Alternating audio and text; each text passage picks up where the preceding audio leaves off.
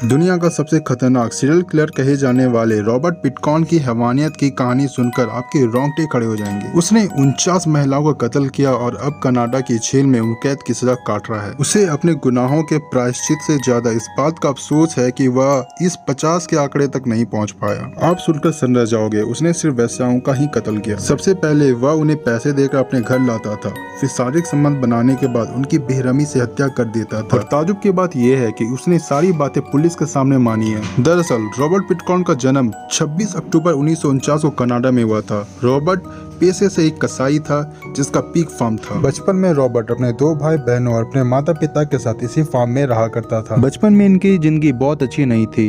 ये 3 भाई बहन 5 दिन 12-12 घंटे अपने फार्म में काम किया करते थे और सिर्फ 2 दिन ही स्कूल जाया करते थे। बचपन में इनके दैनिक जीवन बहुत आरामदायक नहीं थी। इस चीज से परेशान होकर रॉबर्ट की बड़ी बहन 12 साल की उम्र में ही अपने घर को छोड़कर रिलेटिव्स के यहाँ रहने चली गई और कभी भी वापस नहीं आई। चूँकि रॉबर्ट अपना बहुत सारा वक्त इन जानवरों के साथ बिताया करता था, इसलिए उसके बॉडी से इन जानवरों की स्मेल आया करती थी।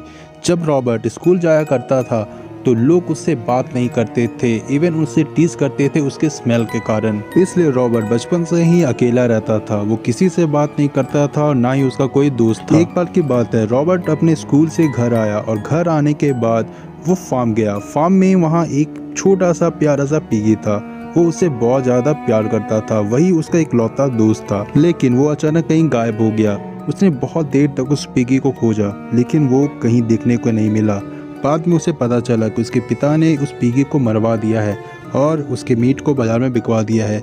इस चीज से गुस्सा होकर रॉबर्ट ने कई दिनों तक अपने पिता से बात तक नहीं की। ये पिगी रॉबर्ट का इकलौता दोस्त था जो कि अब इस दुनिया में नहीं था। वो एक बार फिर से अकेला हो चुका था और ये अकेलापन धीरे धीरे उसे खा रहा था। वक्त गुजरता चला गया, धीरे धीरे रॉबर्ट बड़ा हो गया। इन 1978 रॉबर्ट के पिता की अचानक देहांत हो गई। थोड़े दिनों बाद इनकी मां की भी कैंसर से मृत्यु हो गई। रॉबर्ट की जिंदगी में कोई ना होने कारण, उसके अकेलापन के कारण उसका दिमागी संतुलन खराब होना शुरू हो गया। इस अकेलापन को दूर करने के लिए वो लगातार डाउनटाउन के रेड लाइट एरिया में जाता था। ये सारी महिलाएं पैसे की कमी या ड्रग्स के लत के कारण इस तरह के काम किया करती थी। सबसे पहले रॉबर्ट इन महिलाओं से मिलता था, उनसे बहुत प्यारी प्यारी बातें करता था, फिर उन्हें पैसे और ड्रग्स का लालच देता था और धीरे धीरे उन्हें अपने घर तक लाकर उनके साथ शारीरिक संबंध बनाया करता था। उसके बाद ये अपना घिनौना काम करना शुरू करता था। सबसे पहले ये उन महिलाओं को बेहोश करने के लिए एक सुई देता था। वो इन महिलाओं को सुई देते वक्त ये कहता था